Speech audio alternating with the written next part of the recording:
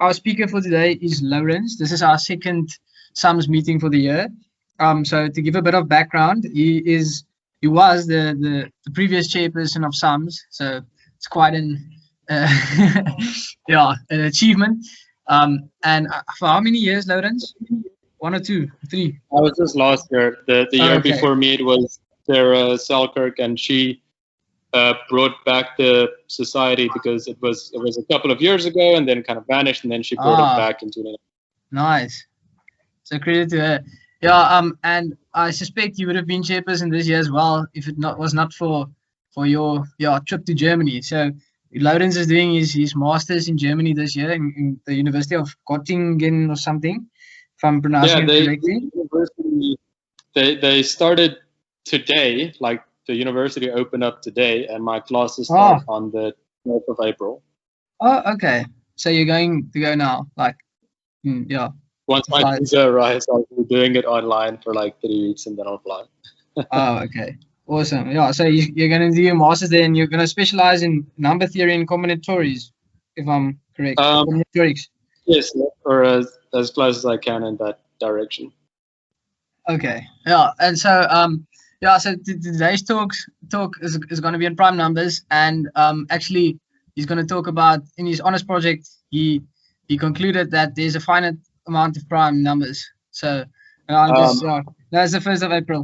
So okay, you can sorry, Lourens, whenever you're ready. Slight correction, it wasn't in my project.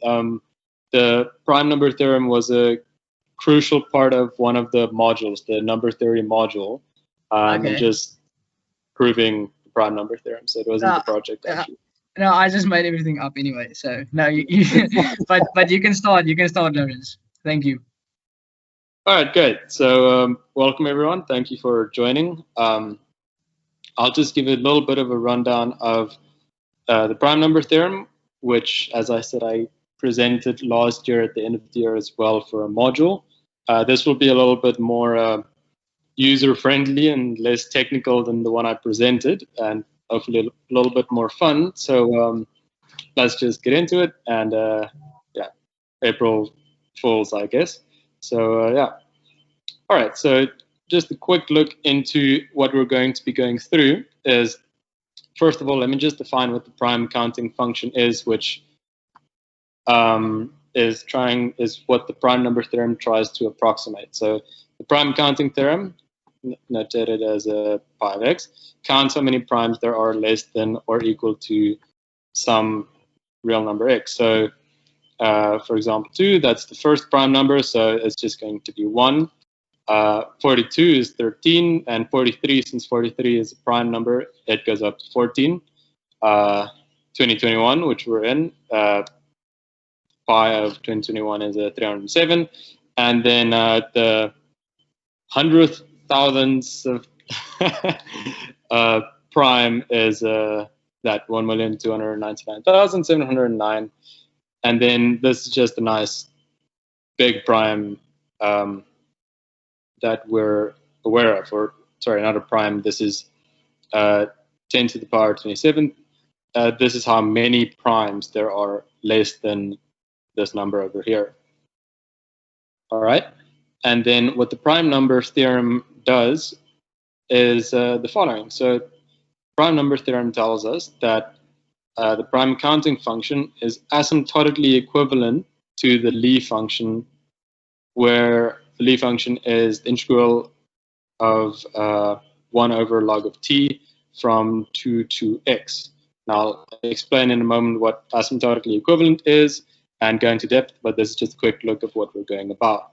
So before I get into all of this, let me just explain why we care about this in the first place. Why do we care about counting primes until some seemingly infinite degree? So why are primes useful? So first of all, everyone knows that all integers can be uniquely factorized into primes, and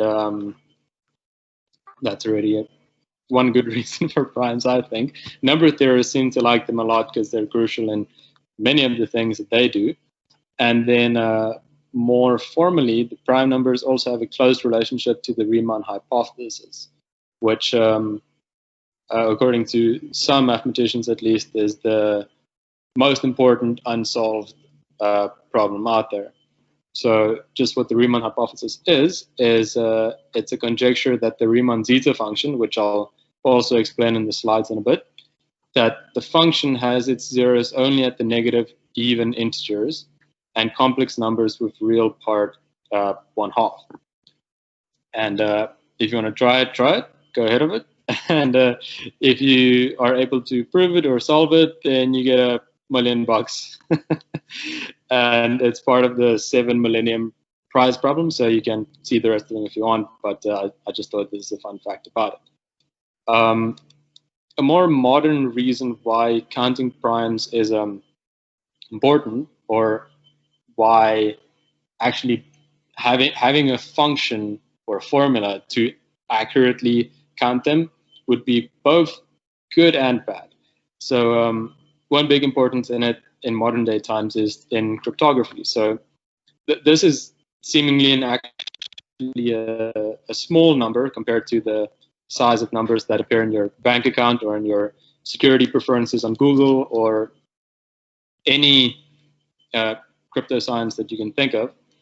Let's say this number is the number, right?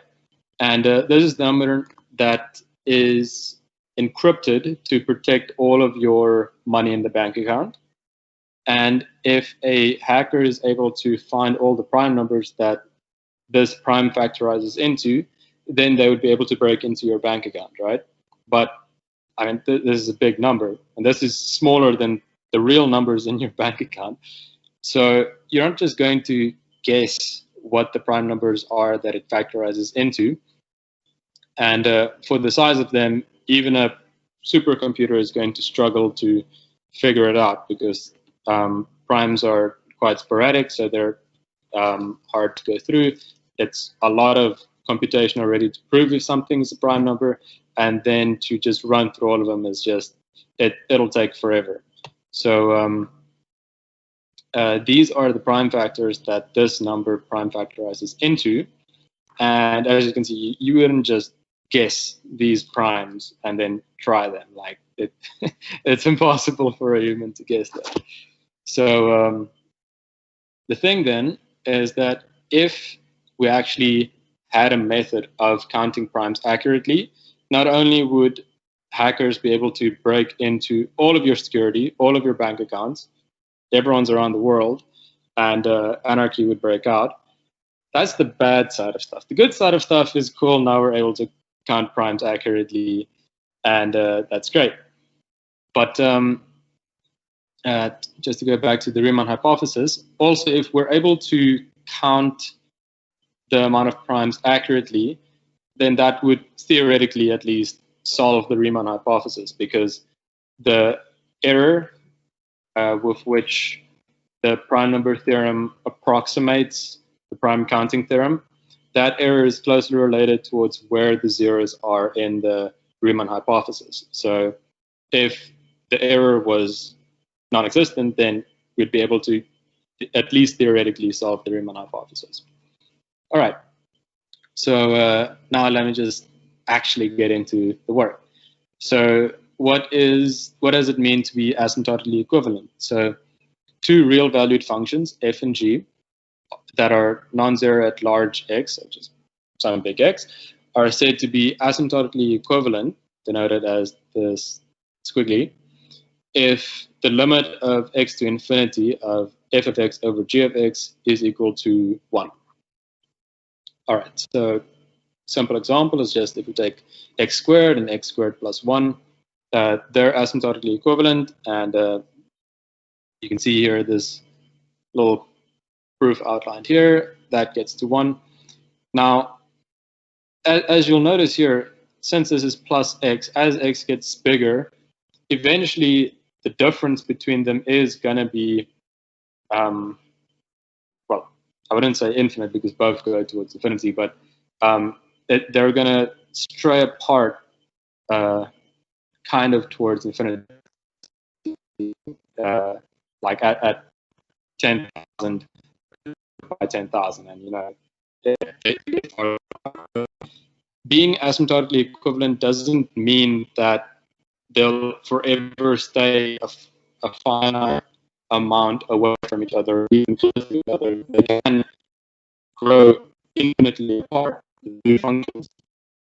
It just means that they will, the size of the functions will grow much, much faster than the size of the difference between them. I hope that makes sense. Rocco, everything good? What? Yeah, your mic just like almost cut out a bit, but it's it's fine now. All right. Hopefully that doesn't happen again. All right, cool. So everyone's got that. And then I just, again, here state what the prime number theorem is. Excuse this 2.1. This was a copy-paste from the presentation I gave last year. Yes, the prime number theorem is, prime counting theorem is asymptotically equivalent to the Lie function, and there's the Lie function again.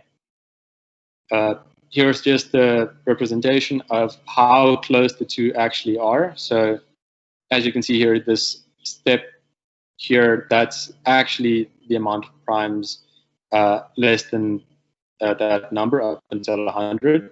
You can see it's quite sporadic the way the primes are, and then the smooth line is the Lie function. And you can see that as we zoom out towards all x less than 100,000, you can see that they remain pretty close to each other. They do grow farther apart a little bit, or at least they will the farther we zoom out, but you can see they stay extremely close compared to how big the values get. So they're asymptotically equivalent. All right. Now, proving that the Lie function is asymptotically equivalent to the prime counting theorem, that's a bit hard, believe it or not. So an easier way that we go about it is to have that the Lie function is asymptotically equivalent to x divided by the log of x, or actually sorry. So this is quite easy to prove. I'll prove it, I think, on the next slide. And this is just much easier to work with. So if we can show that the prime counting theorem is asymptotically equivalent to this, then that means it's also asymptotically equivalent to the Lie function. The only reason that we care more about the Lie function than x divided by ln x is, as you can see here, the Lie function is much more accurate. So at what's that, million, billion, at x being a trillion, there's that many primes less than 1 trillion, and you can see the Lie function is out by about 38,000, whereas x divided by log x is out by about how much is that? 1.4 billion. So much better approximation, but both are asymptotically equivalent. So we'll work on trying to prove that for x divided by log x. All right. Now, a quick proof of why they are asymptotically equivalent is just if we take the limit from x to infinity, divide the one by the other one, and then we apply L'Hopital's rule, which I believe everyone is acquainted with, then we'd find that that's the limit of 1 over log x divided by log x minus, that's just going to be 1, and this divided by log of x squared. That simplifies towards 1 over 1 minus 1 over log x. And when we apply the limit there, that's just going to be 1 over 1, that's equal to 1. So these two are indeed asymptotically equivalent. So we can then continue. All right, so just staying there again, this is what we want to show. Now, proven in my honors model, the presentation I gave back then with all the intricacies and difficulties took an hour, and that was cutting out a lot of things already. So without getting into all the nitty-gritty detail. It's just an overview of everything that you need to consider to even attempt to prove this. So first of all, we need to consider the Riemann zeta function. In the slides, I'll go through a little bit of each of these points. So no worries if there's questions right now about it. We need to consider the Riemann zeta function. We need to show that it can be analytically continued to the real part of S greater than 0, except for a simple pole at S equals 1 refers to 1. All that means is that we need to that it is differentiable. Analytically continued means continued and differentiable onto that, and that there's just a simple pole at where S is equal to 1. A pole is basically a hole in the board where on the complex plane. Sorry. Yeah. Sorry. How stable is your Wi-Fi connection? Because sometimes you sound like a robo man. Like it cuts out a bit.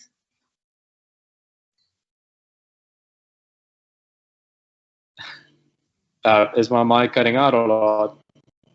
Yeah, when you like, I don't know if it's what the reason for it is, but it cuts out and then it becomes stable again and then it cuts out a bit. But I don't know if maybe it's my connection, but I wouldn't be surprised if it's mine. Like no, I also experience it. Okay, no, I definitely think it's my connection. But you're on a farm, so it's explainable. But you can I think you can just continue. We can't do anything about it. So yeah, I am basically right under the router, so I can't do anything better about that. Okay, that's fine. All right. Yeah, just stop me anytime when I need to repeat anything. Is that good? Yeah. All right. Is there anything to repeat right now that kind of cut out?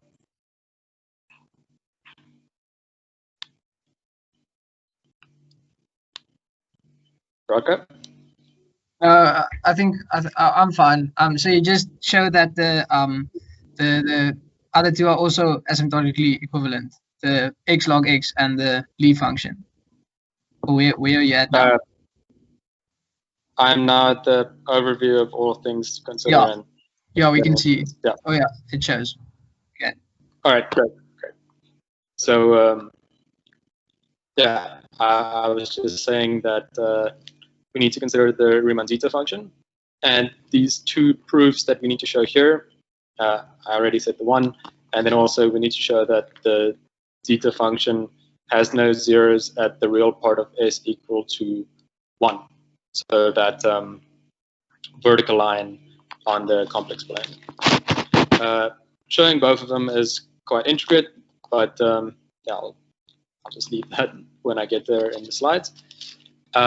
Next, we also need to consider the Chebyshev theta function, and we need to show that that is always less than 3x. Theta of x is less than or equal to 3x. And then later on in our giant proof, we'd need to show that it is asymptotically equivalent towards x. So the theta function of 10,000 is a decent approximation of 10,000. Right? We need to consider the phi function, this specific phi function, which I'll show in the slides, and show that this theorem here holds that the phi of S minus 1 over S minus 1 is analytic on an open set containing the real part of S greater than or equal to 1. We need to consider showing or representing the phi function in form of Laplace transforms, at least for the real part of S greater than 1. We need to consider the Newman-Theorem theorem, which is a whole 2-hour presentation on its own just to prove that. And then after all of this, all of these considerations, can we finally actually start proving the prime number theorem? So it's no easy task actually, and it was it was a big,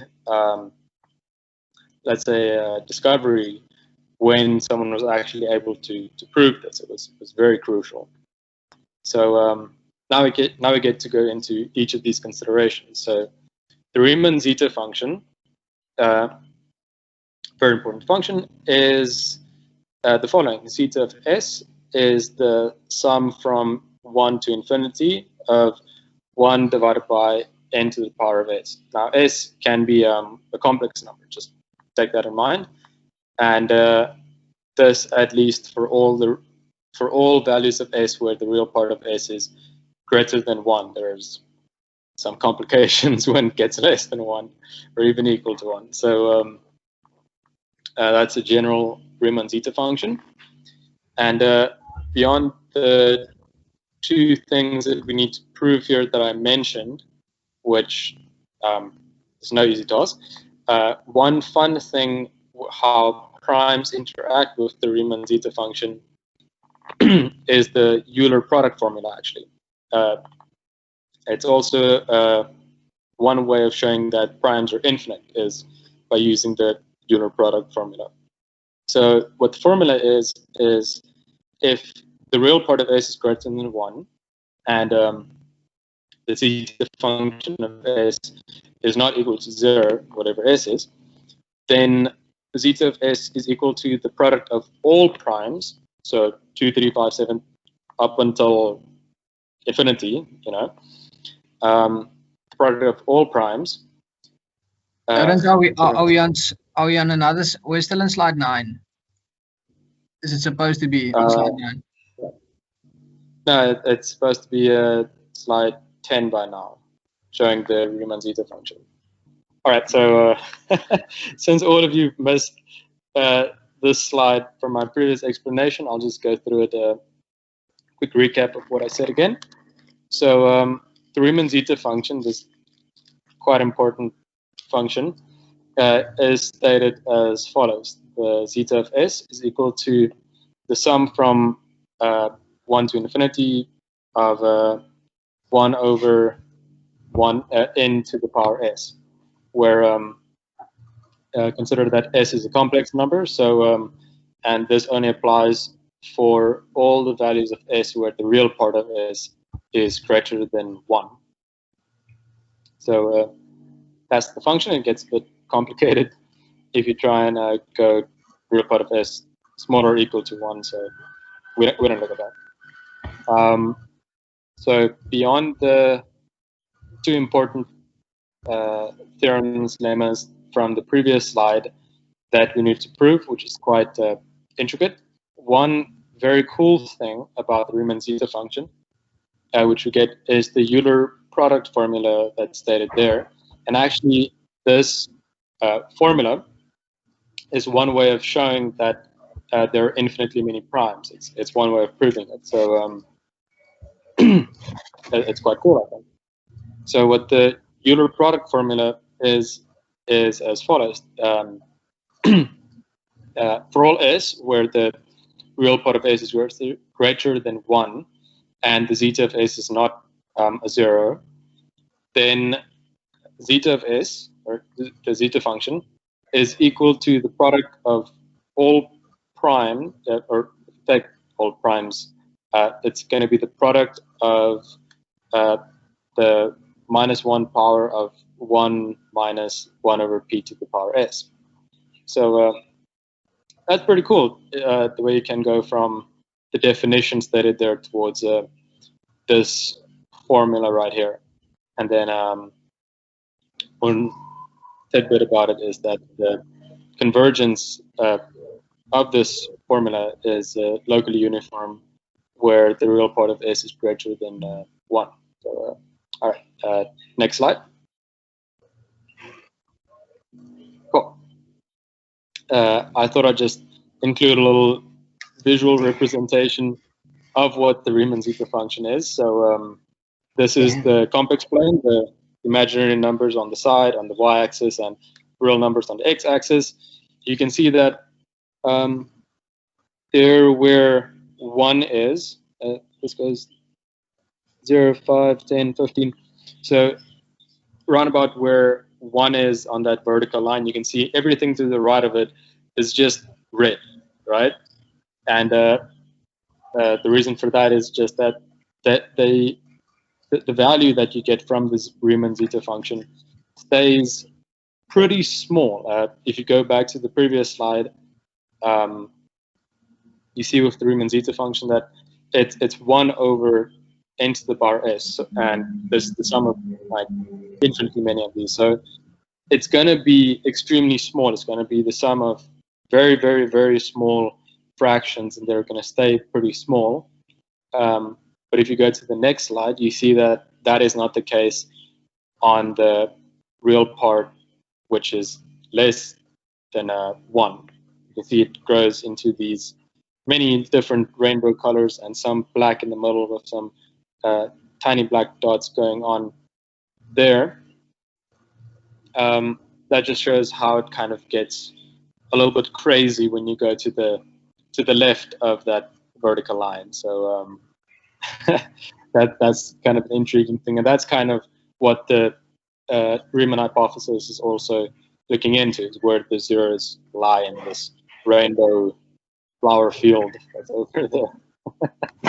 All right, you can go to the next slide. Cool. So after the Riemann zeta function, another thing that I said we need to consider is the Chebyshev theta function. So it's stated there that the theta function of x is the sum of all primes less or equal to x. Yeah, or considering all the primes less or equal to x, it's the sum of log p, ln p, right? And I mentioned that one important thing to show about the function is the Chebyshev lemma, which says that the theta function of x is less or equal to 3 of x. It's pretty easy to show. I actually included the proof here. So I'll just quickly run through the proof of this so that there's at least one other proof in the slides. So if we consider 2 to the power 2n, that's going to be bigger than 2n choose n, right?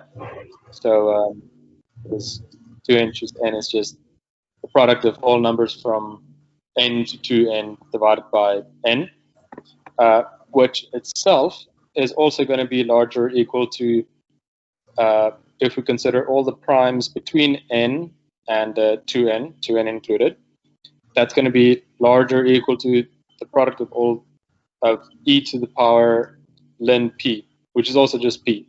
So it's the product of all primes between n and 2n. And p is just writing the same as e to the power ln p. And if we write that out, if we now correlate that towards the Chebyshev theta function, if we extract this product, we extract the e out of it, then we get that that is actually equal to e to the power theta of 2n minus theta n. All right.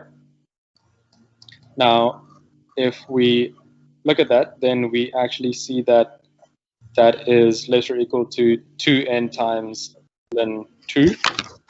All right. And what that means for us is that the theta function of 2 to some power k is some integer, minus theta of 2 to the power k minus 1 is going to be less or equal to 2 to the power k times ln 2. I think that's pretty clear if we substitute n for 2 to the power k minus 1, right? So we now have that. If we look at theta 1, right? So theta of x is, as we explained up there in the definition, since there's no primes less or equal to 1, theta of 1 is just going to be 0, right? If we now consider theta of 2k minus theta of 1, 2 to the power 0 is just 1, then and we break it up kind of, like theta 2k minus theta 2k minus 1, and we plus theta 2 to the power k minus 1 minus theta 2 to the power k minus 2, and we step it all the way down. We bring the powers down of 2 all the way to 2 to the power 0. Then we're going to get that is less or equal to the sum of 2 to the power I ln 2 from I equal 1 to its square.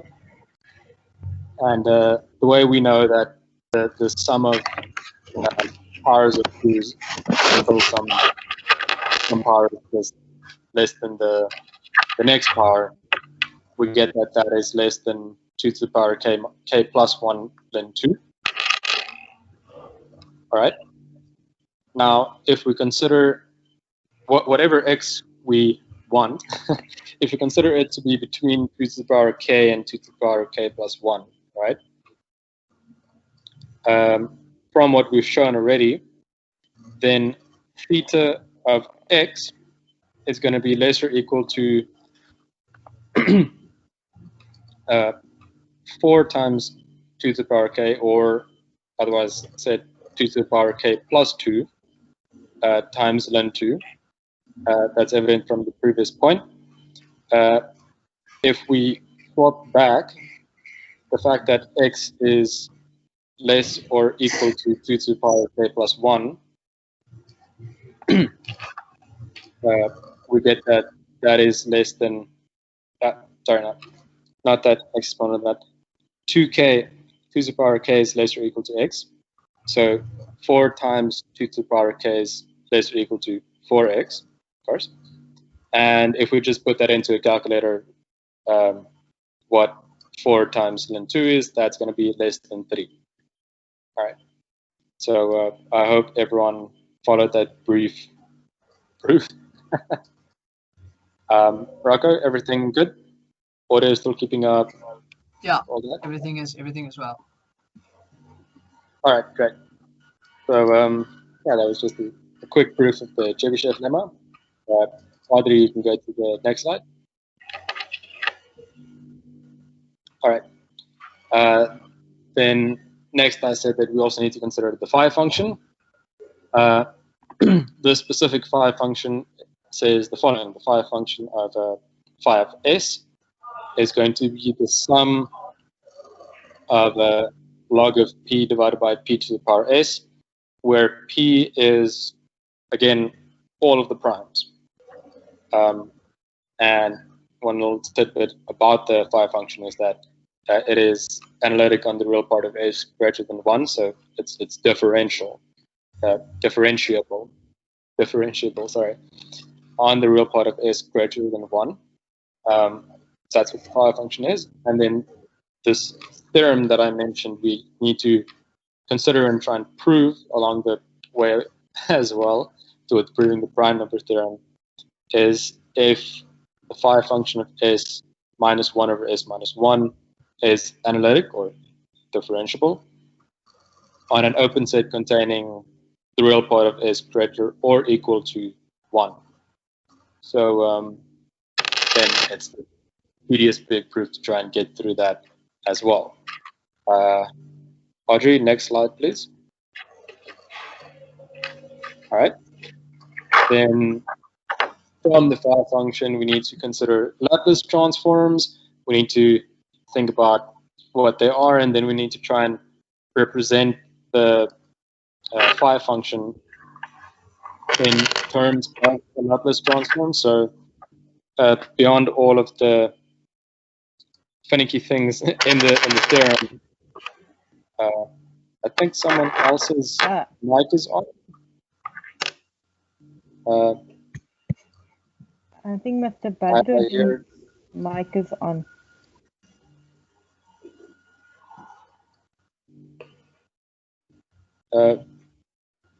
Mr. Badruddin? Yeah, sorry. Yeah, I hear coins on a desk. Oh, sorry. My apologies. All right, cool. I'll just continue. So what a Laplace transform is just that thing there in the middle, g of z, where g of z is equal to the integral from 0 to infinity of some other function f, which we specified there, times e to the power minus zt. And then we get this theorem, which kind of applies. And from that, it's then a further proof to try and represent the phi function in the form of a Laplace transform. All right, at least for the real part of s greater than 1. So that's a further tedious proof in this long, elaborate thing to try and prove the prime number theorem. Next slide, Audrey, please. All right. The last thing that we need to consider as well is the Newmans theorem, which, as I said, alone already is a 2-hour proof just to try and prove this. It doesn't have that much application beyond just stating that this function here at the bottom is entire.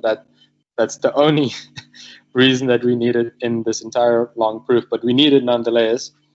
But everything else we've done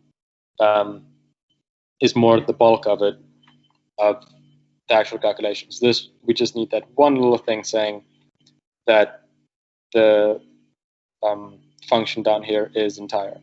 And then we can continue towards actually proving the prime number theorem. So everyone at least has the slide, so everyone can look up the Newmans theorem in their own time, but it's a very, very tedious theorem to understand and try and prove. So I just included it here for a little bit of reference. So if you go to the next slide, Audrey, please.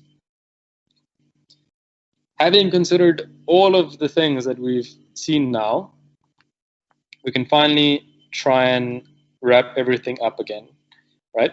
So from the Riemann zeta function, the phi function, the Chebyshev theta function, and the Newman theorem, bringing all of it together, we can now finally prove this little lemma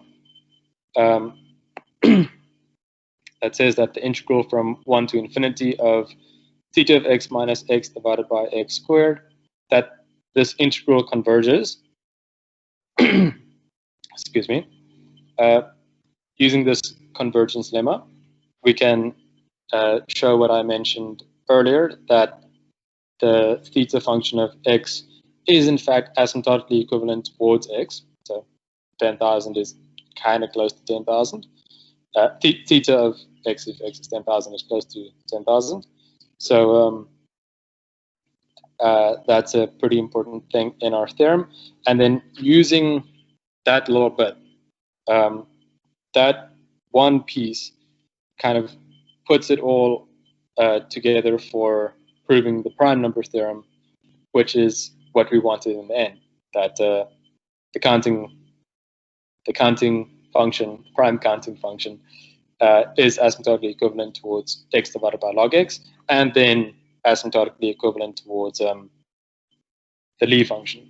So this has been a very, very cut down raw part of it, but take in mind, just to prove this one function, which is so beautiful actually, and quite frankly important for some calculations, I would say it takes about 3 hours to go through the entire thing in depth, of which Newman theorem is most of that on its own, with a lot of intricate things. And I would say it's one of the beautiful things to learn in honors, and to in fact just check out, like, Google what you can and find out more about it.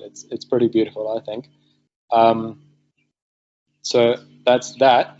But I did include something interesting which I found just yesterday. So if you go to the next slide, Audrey, there's something interesting which I read yesterday about a new discovery regarding primes.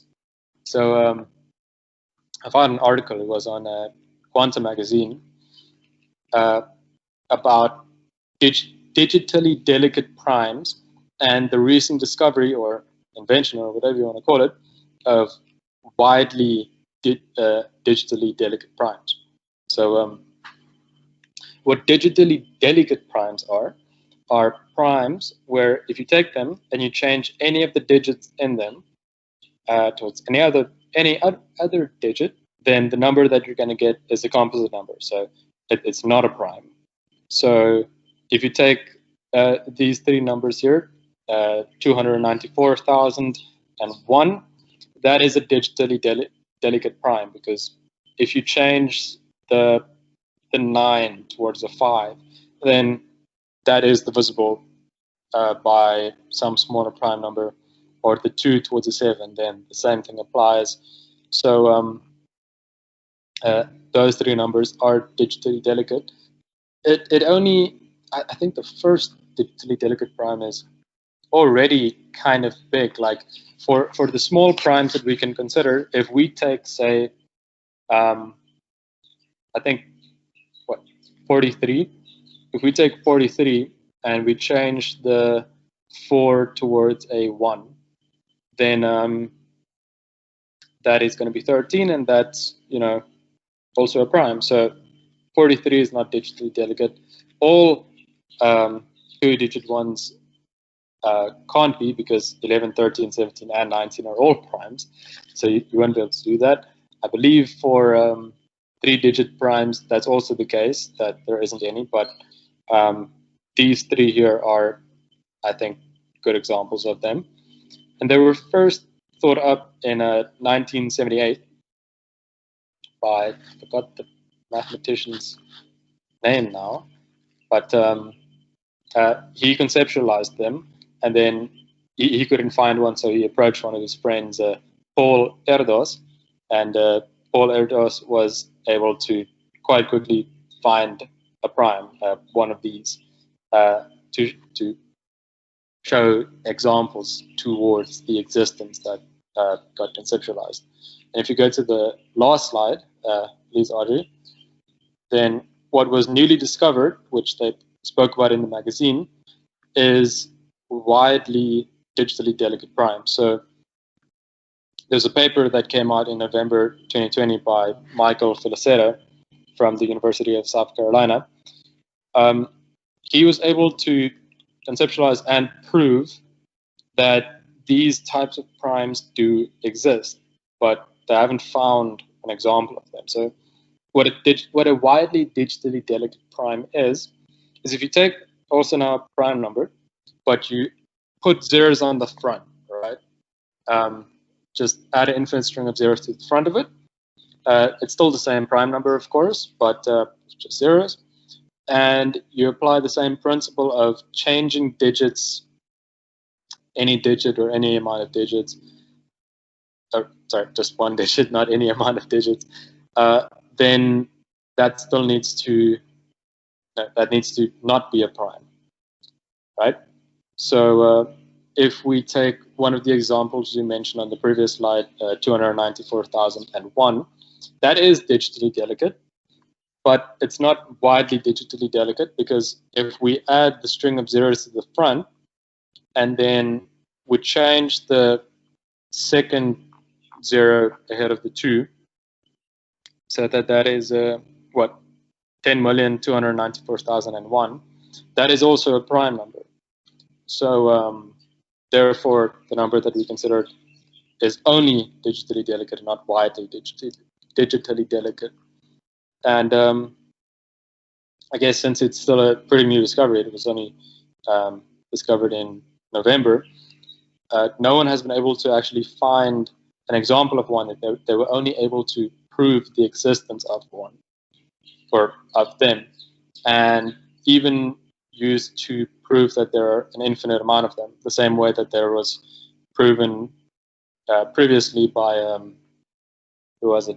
I think it was Terence Tao, actually, that proved that there's an infinite amount of digitally delicate primes, and the same technique was used to prove that there are an infinite amount of these primes as well. So I just included there at the bottom the link towards the full article that came out. And yeah, that's my presentation about the prime number theorem, and this little discovery that I found. Thank you.